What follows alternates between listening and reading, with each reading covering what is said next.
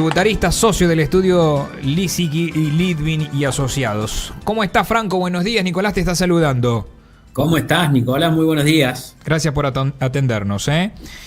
Franco, ¿podés explicarnos un poquitito para entender qué fue lo que anunció el gobierno ayer con este proyecto de ley para que la gente saque los dólares y los meta en el mercado?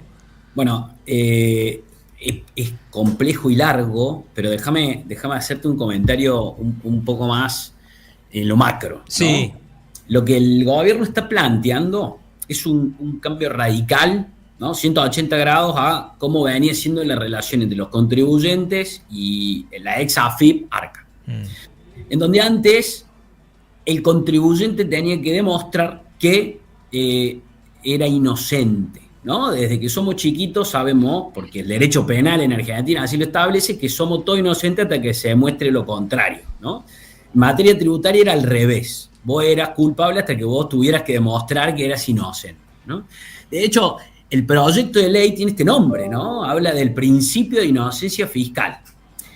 Y la verdad que el proyecto, tiene varias, ¿no?, modificaciones en la ley penal tributaria, en la ley de procedimiento, pero un poco lo que plantea es, recuerda que hasta hace unas semanas, 15 días, se vienen dando modificaciones en lo que tiene que ver con regímenes de información de Arca, en donde algunos se eliminaron, otros se subieron los montos, respecto de los cuales se van a informar, y eso hace a la privacidad económica de cada una de las personas.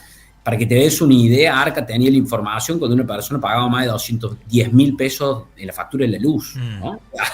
Tenía un nivel de información muy, muy grande, y esto viene un poco a completar, digamos, lo que sería este proyecto de que usá los dólares del colchón que nadie te va a venir a buscar. Básicamente, ¿qué es lo que está proponiendo? Propone un régimen muy innovador, que es el del el régimen simplificado de ganancias, ¿sí? A aquellos contribuyentes que ganan por año hasta 1.000 millones de pesos, o sea que es un número importante, y tienen patrimonios netos de hasta 10.000 millones de pesos, en la medida de que conformen la liquidación que va a aparecer. Digo, conformar significa que uno esté de acuerdo con la liquidación que va a aparecer en la página de Arca. No te voy a preguntar mucho de los incrementos patrimoniales, ¿sí? Que hasta hoy recuerda que vos tenías que justificar de dónde venía medio todo, y esto también, y es muy importante, se elimina esta presunción del incremento patrimonial no justificado, con lo cual te diría que hace mucho que no hablamos de esto, pero es un concepto preelecciones de presidenciales del 2023, el famoso tabula rasa, ¿no? O sea, de acá para atrás, en la medida de que no se detecten inconsistencias entre los ingresos de manera importante, más 15%. También recordemos que este es un proyecto de ley que tiene que pasar por el Congreso, tiene que pasar por las comisiones, y hay que esperar a ver cómo termina, pero que en definitiva es un cambio copernicano en la relación entre el contribuyente y el Arca. Va a haber este tipo de contribuyentes, los monotributistas. Los monotributistas no tienen este beneficio, o no van a tener estos beneficios, en donde no te van a ver las variaciones patrimoniales. Solo es para aquellos que se adhieran a este régimen simplificado de ganancias, y después también los grandes contribuyentes, que por supuesto las empresas tampoco entran dentro de este régimen simplificado. No sé si fui claro. A ver, espera, ahí detenete un poquitito. El régimen simplificado es para ¿qué contribuyente? Para personas humanas, sí. Para personas humanas no monotributistas. O sea, una dos condiciones de ingreso hasta 1.000. Sí. O sea, una persona que tiene un sueldo en blanco, por ejemplo, es para ellos. Bueno, la persona que tiene el sueldo en blanco, en verdad, la relación que tiene con Arca es bastante sencilla, en el sentido de que tiene todo blanqueado, claro. Que hace las retenciones. Ahora, por ejemplo, esa persona durante mucho tiempo cobró su sueldo en blanco, y si tenía alguna capacidad de ahorro y compró algunos dólares que claramente no no había mucha manera de comprarlo que no fuera de manera ilegal en términos de la ley penal cambiario, del régimen cambiario. Sí. Cuestión que es importante que también se modifique porque hasta ahora no tenemos ninguna norma que te perdone esa infracción, que era muy sencillo, uno iba, ¿no?, a algún lugar, a alguna casa de cambio y conseguía esos dólares. Eso es una infracción penal cambiaria y eso hay que cambiarlo, pero supongamos que esta persona que dice, che, yo cobro mi sueldo en relación de dependencia en blanco, tengo una capacidad de ahorro y tengo esos dólares. Bueno, en la medida de que se adhiere a este régimen simplificado, que claramente no va a tener mucho más inconveniente que la liquidación que le hace el empleado en la retención, hay que esperar también cómo se reglamenta todo esto, cómo lo va a aplicar, que cómo reglamenta, digo, la letra finita. No, obviamente. Pero va a poder usar esos dólares sin tener que dar explicación a nadie, que hoy no los puede usar porque no tiene cómo justificar cómo los compró. ¿De dónde salieron? ¿No? En el caso de los monotributistas, explícame cómo es la situación del monotributista. Bueno, hay una idea de que el monotributo tiene que reducirse a una expresión muy chiquitita. De hecho, es algo que en los papeles, en la previa del acuerdo con el fondo está pidiendo de que, ¿no?, la cantidad de monotributistas que hay se reduzca, porque en las categorías más altas, por ahí tendrían que pasar al régimen general. Pasar al régimen general hoy para un monotributista es un salto al vacío. Vos pensás que el monotributista paga una cuota por mes, eso incluye ganancias e IVA, no tiene que dar muchas más explicaciones que eso. En cambio, si pasa al régimen general, tiene que empezar a presentar declaración jurada mensual de IVA, tiene que empezar a registrar sus compras para poder computarse los créditos fiscales, tiene que empezar a presentar declaración jurada de ganancia, con lo cual necesita un contador, los costos pasan a ser mucho más altos.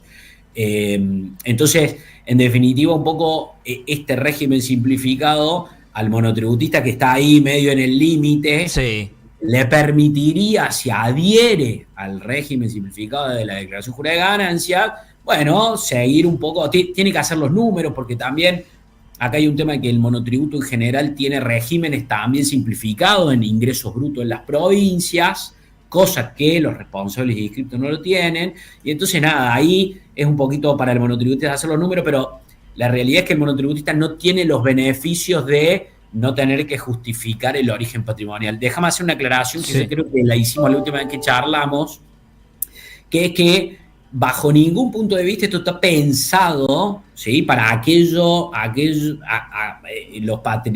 el origen patrimonial o aquellos ingresos que no tengan un origen lícito. En términos de la calle, hay una distinción muy importante entre el dinero negro y el dinero sucio. El dinero negro es dinero que proviene de una operación lícita, ¿sí?, una venta que no pagó impuestos. En cambio, el dinero sucio proviene de una actividad ilícita. Y esto es algo que con todo esto de los dólares del colchón se puso un poco medio como en discusión. No, claro. Ahora vienen los narcotraficantes. No. Y está bueno aclararlo, está bueno. Ahora te rehago la pregunta sobre el tema de los monotributistas. Sí. Pero en el caso del monotributista, por ejemplo, ¿tiene los mismos límites para mover plata como se plantea que tienen las demás personas ahora? O sea, mover 1 millón de pesos, por ejemplo, ¿no?, de trasladarlo de cuenta a cuenta, ¿eso le va a impactar? No, bueno, a ver, hasta hoy el monotributista, y va a seguir siendo así, por eso digo, es un incentivo para aquellos que están en las categorías más altas, se pasen al régimen general y van a tener que hacer algún número. Hasta hoy el monotributista solo puede justificar lo que factura y cobra. Está bien, perfecto. Y más allá, y esto también es importante, porque más allá de que en la primera etapa de todo este plan de los dólares del colchón, los regímenes de información se elevaron, no quiere decir de que eventualmente, si alguien viene a abrir una fiscalización a un monotributista, que hay muchas, no pueda detectar inconsistencia entre lo que facturó y entre... Totalmente, que puede saltar. Sí. Franco, te consulto sobre... Quiero saber tu opinión. ¿Has notado que esto ha empezado a mover un poco el mercado? Porque lo que intenta el gobierno es que si vos tenías miedo, no sé, creo que el ejemplo que ponían siempre, miedo de comprarte un auto, porque eso te saltaba en arca, no lo comprabas. Y hoy ya no tenés ese miedo. ¿Está notándose la diferencia o es muy temprano todavía? Es muy temprano. Hay que, de nuevo, la novedad principal es que tenemos un anteproyecto que ese proyecto tiene que pasar por el Congreso y se tiene que aprobar Sí. para que estén dadas todas las condiciones de seguridad jurídica que vos vas a necesitar para poder hacer esa operación y sentirte seguro de que no va a venir el día de mañana el fisco a revisarte, ¿no? Porque una de las cosas, digo, por eso digo, hay muchos tecnicismos, pero es importante explicarlo. Una de las cosas que te da como beneficio esto del régimen simplificado de ganancia es que vos te compras el auto y si no hay discrepancia importante entre lo que vos te declaraste o la declaración que te puso a disposición Arca y vos la aceptaste y los ingresos anteriores, el fisco no tiene potestad para ir a ver los periodos fiscales anteriores, Claro, ¿no? ahí está. Esto es importantísimo. Sí. Entonces, de alguna manera, todavía, si tuviéramos que dar una recomendación, es los cambios y el proyecto son muy buenos, hay que esperar a que esta ley pase por el Congreso, se apruebe en estos términos, sabemos que esto tiene que pasar por comisiones, a veces hay distintas modificaciones que se hacen en las comisiones y además también tiene que ser aprobado por el Congreso porque modifica leyes, la ley de procedimiento, la ley penal tributaria. Hasta ahora, un delito tributario era para cualquier persona que evadiera más de 1,5 millones de pesos por año, ¿no? Parece un chiste. Bueno, ese límite pasó a estar en 100 millones de pesos, con lo cual es un poco más razonable. Así que te diría, hay que esperar a que el Congreso termine de aprobar el proyecto de ley que trascendió ayer con el anuncio.